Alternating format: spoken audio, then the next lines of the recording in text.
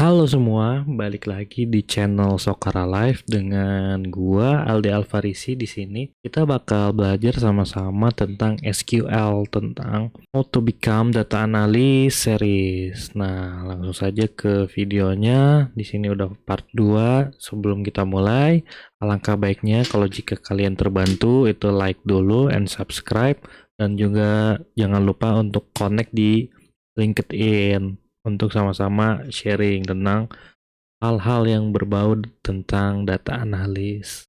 Let's go, kita mulai saja. Jadi ada apa aja sih tools-tools untuk data analis yang bertebaran di market? Nah, ini ada PostgreSQL, open source, MySQL yang biasa digunakan antara MySQL dan Postgre. Nah, mungkin bisa cari tools-tools lain selain ini di sini ya. Kalau kita memakai PostgreSQL. Nah, setelah diproses di SQL, nah kita butuh yang namanya data visualization, yang dimana ketika datanya sudah kita olah, kita manipulasi apa yang kita butuhkan, kita visualisasikan, kita gambarkan secara visual yang menarik, yaitu di Tableau, ada Google Data Studio, Qlik, Excel, dan Power BI.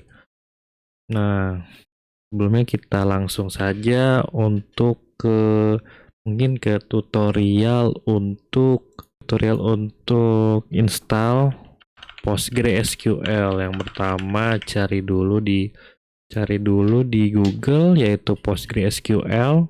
Nah, di sini dia gratis ya, tidak berbayar. Langsung saja download, pencet link di tengah-tengahnya. Pilih operasi sistem yang kalian butuhkan. Jika kalian pakai macOS, silahkan download yang macOS. Kalau Windows ya Windows. Nah, di sini Postgre-nya, nah, di mana ya? Oke, berarti klik di sini nih. Di tulisan download PostgreSQL. Nah, sekarang yang terbaru, download yang paling terbaru version 15,1. Kalau saya sendiri itu pakai Windows 64 bit 300 mega. Kalian bisa download. Ini nanti di skip aja langsung agar kalian tidak menunggu lama. Nah, ini dia setelah kalian udah download, kita buka Run Administrator. Jadi klik seperti install biasanya, software biasa. Klik next, installation directory-nya program files. Ininya untuk mungkin akan kita install semua, centang aja semua nggak apa-apa. Kalau untuk datanya, data directory-nya lanjut aja sesuai yang di default. Install. Nah, untuk sudah di complete, ini nggak usah dicentang, langsung aja finish. Kita buka di sini namanya pgadmin. Ini namanya PostgreSQL. Tampilannya awalnya seperti ini. Kita lihat. Nah, di sini ada yang namanya password yang di awal kalian akan diminta untuk membuat sebuah password untuk database servernya, dan itu jangan sampai lupa ya. Kalau saya sendiri sih pakai satu huruf aja gitu biar nggak lupa. Nah, di sini ada database yang bisa kita lihat.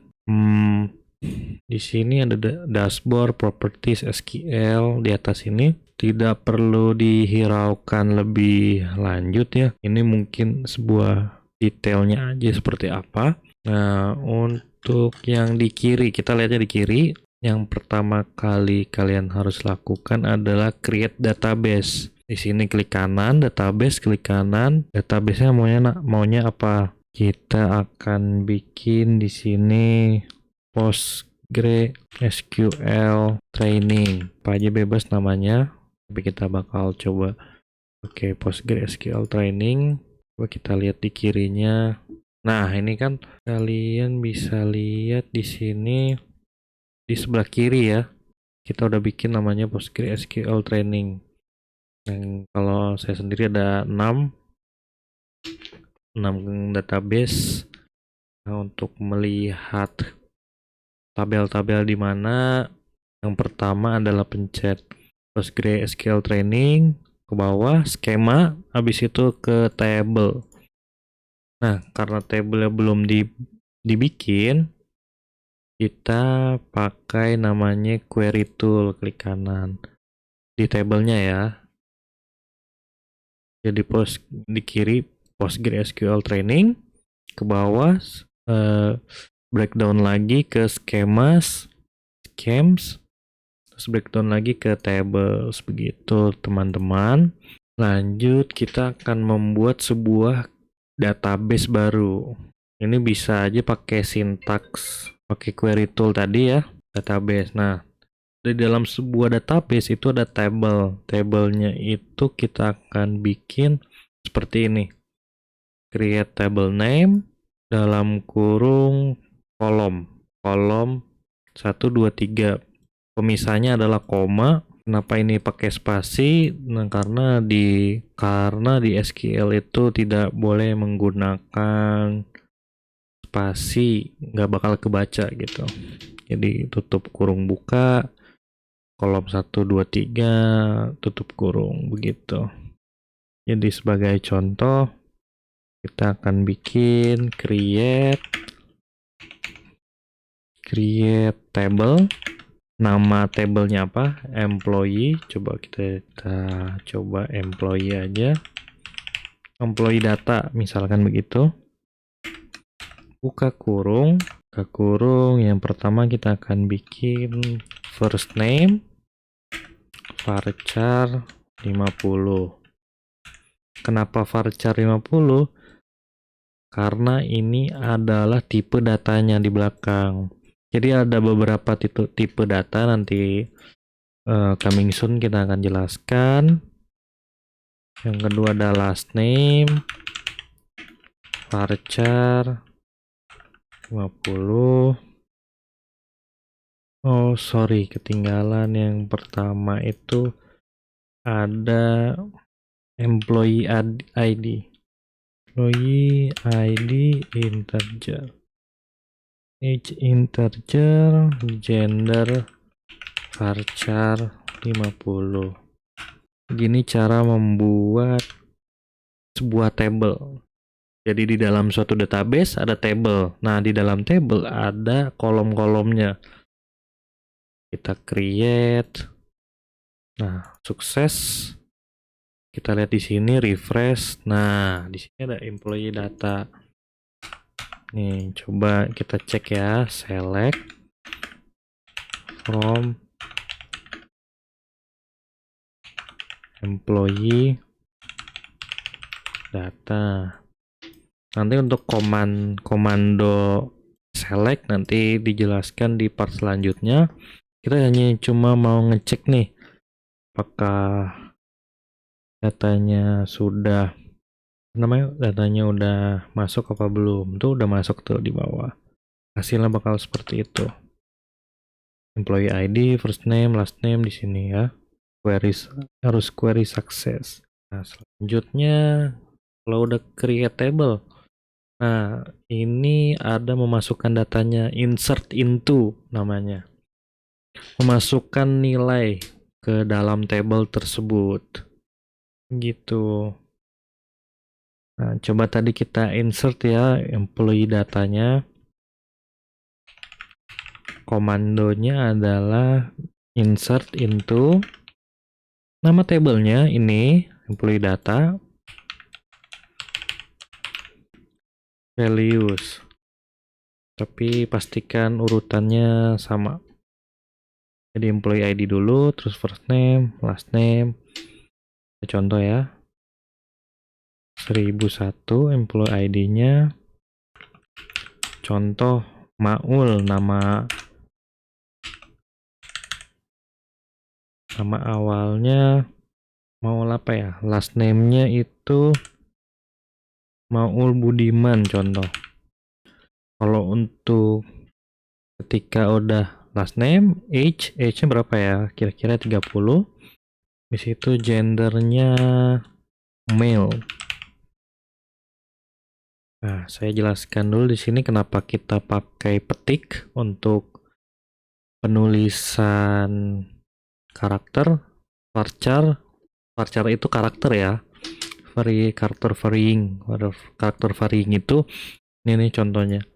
Ini harus pakai kutip satu karena di SQ kalau teman-teman ada yang bisa jawab coba cek kolom komentar ya yang ngerti ya.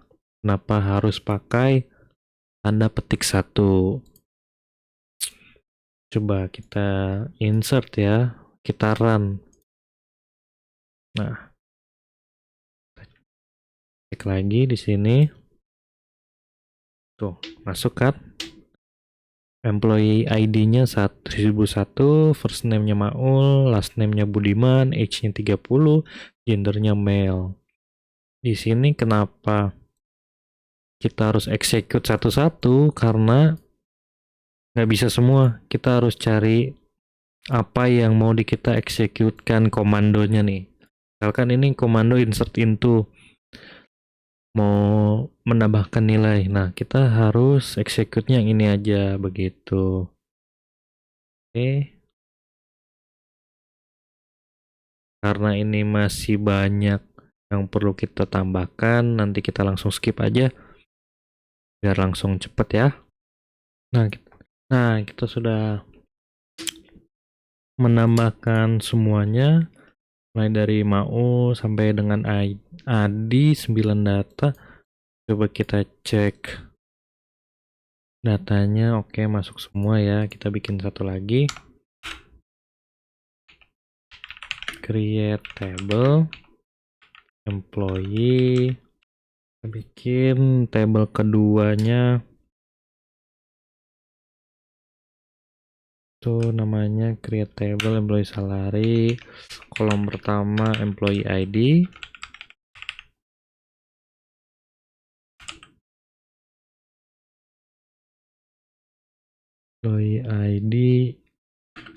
data tipenya integer karena dia angka. Job title itu karakter. Varchar 50. Kenapa dia 50? Karena emang dari sananya ya ada 255, ada 50. Begitu. Salary integer. Kita create sukses. Kita refresh di sebelah kiri.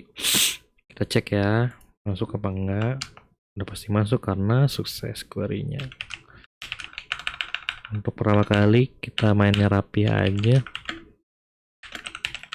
Oke, huruf besar maksudnya ya. Employee data, employee salary.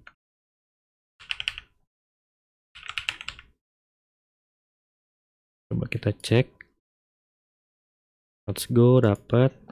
Seperti tadi, insert into employee salary. Tadi kita harus samakan runtutannya ya, apa namanya, kolom-kolomnya. Yang pertama employee ID dulu, misalkan 1001. Terus yang kedua job title-nya apa, misalkan salesman.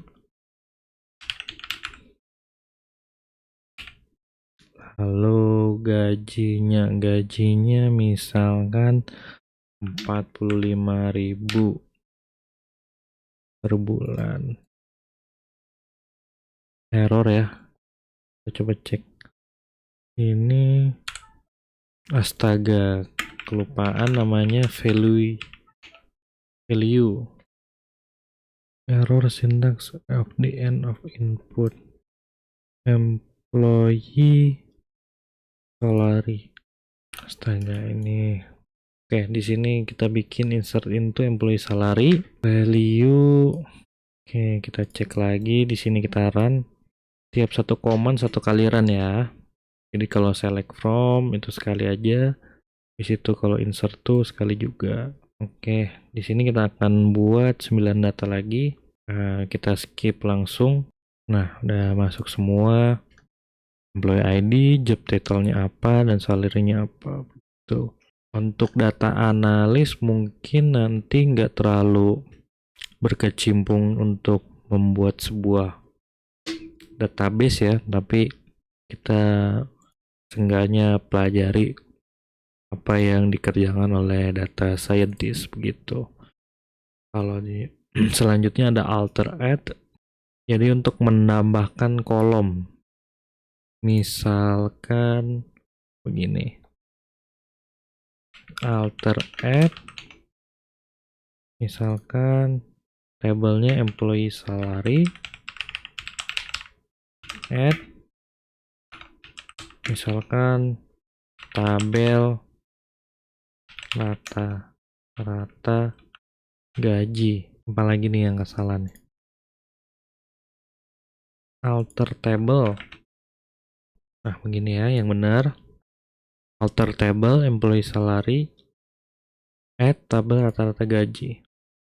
Oh, agak data datanya tuh harus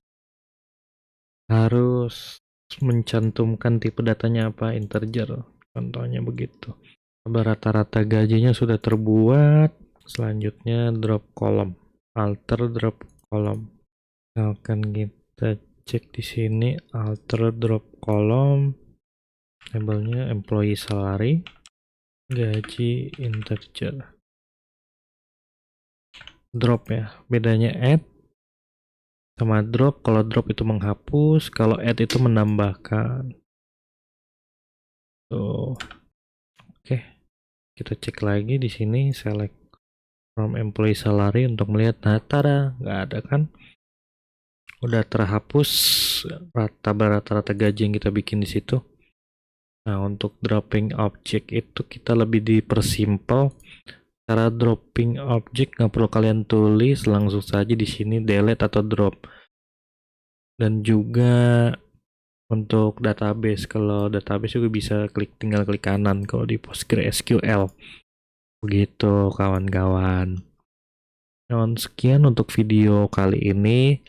Next partnya kita akan lebih membahas tentang data manipulasi di SQL.